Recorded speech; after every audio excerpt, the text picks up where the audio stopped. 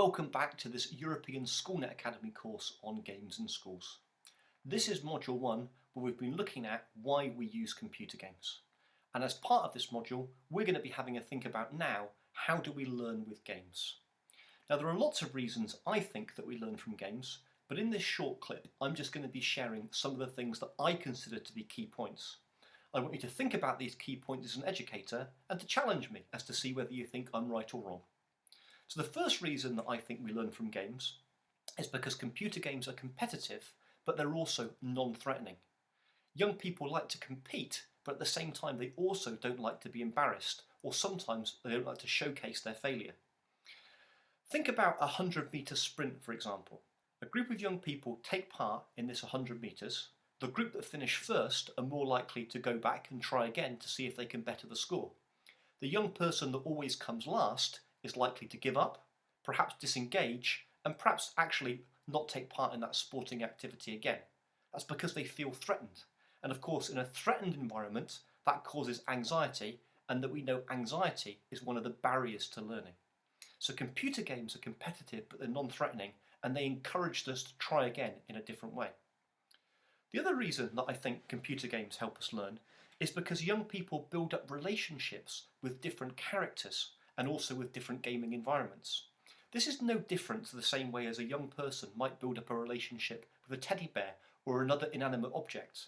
Young people like being absorbed in fantasy, and of course within computer games where we've now got quite sophisticated artificial intelligence, they can actually be being set real-time problems as the character gets to know them. I've mentioned competitive and non-threatening before, and now I've also mentioned relationships. In a project that was led by Derek Robertson of the Consolarium, which was the Scottish Centre for Games-Based Learning, they did a big piece of work around the use of the Nintendo DS around brain training. Some of the outputs of this case study, which I'll post the link online, suggested that the young people liked to participate using the games-based technology, A, because they could build up a relationship with the professor, the electronic professor that was setting them personalised tasks, but also they were competing, but they were competing against themselves, not against other people in the class, and therefore they didn't feel threatened. So we've covered two key points so far. First of all, that we learn from games because they're competitive and non-threatening, and secondly, we learn from games because they allow us to build up relationships with gaming environments and also gaming characters. The third point is an obvious point. There's something about technology which is highly culturally relevant for young people. And there's something about games technology in particular that young people seem to be fascinated by.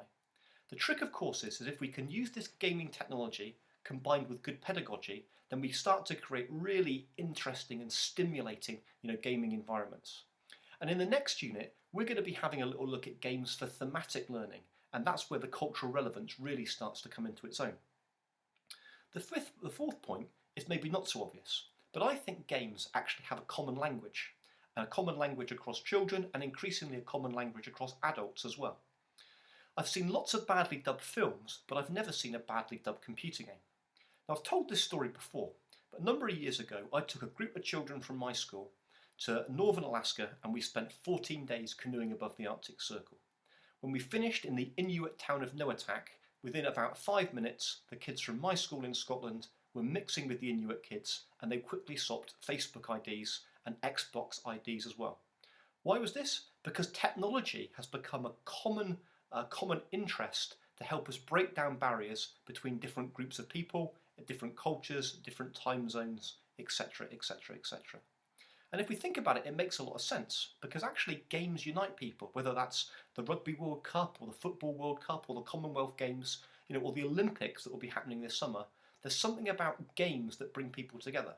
And my question that I want you to think about is that in 2016, could it be computer games that actually start to break down some of those cultural barriers amongst young people, help them to get to know each other, a little bit more, and to come together to solve some of our biggest global problems? I personally think they could be. So it's not just about playing computer games, and it's not just about making computer games. It's really about using computer games and using them in the right way to make sure that we create these interesting and stimulating learning environments. I hope you've enjoyed this module. It's time now for a task, something for you to reflect on. What I want you to do is I want you to go away and I want you to think about 3 different types of game that you've played. One of these games I would like to be an outside game, maybe a playground game that requires either little or no equipment at all. The second type of game that I want you to think about is a game that you might play around a table or inside, but I don't want it to be electronic. And the third type of game that I want you to think about is a computer game that you've played or a computer game that you've seen other people play. What I want you to think about is I want you to think about what was really, really good about these games, what makes them engaging, what's the key point, and how could they be used in the classroom to improve learning. Now, whether that is trying to improve an aspect of learning such as mental maths, or whether that's trying to improve a social skill such as teamwork, it doesn't really matter. I just want you to start thinking about different types of games and reflecting on how they could be used in a learning and teaching environment. And then what I've done, and you'll see the link to this on the online forum, is I set up a Padlet page. And on the Padlet page, I would like you please to post your 3 different types of games, and also maybe 1 or 2 lines about how you think they might be able to be used. I've really enjoyed this first module. I hope you have as well. I've been delighted to see so many people using the hashtag GamesCourse, and remember, there's lots and lots of support out there, so let's make sure that we all support each other, ask some challenging questions as we move from Module 1 into Module 2, which is using games for thematic learning. See you there.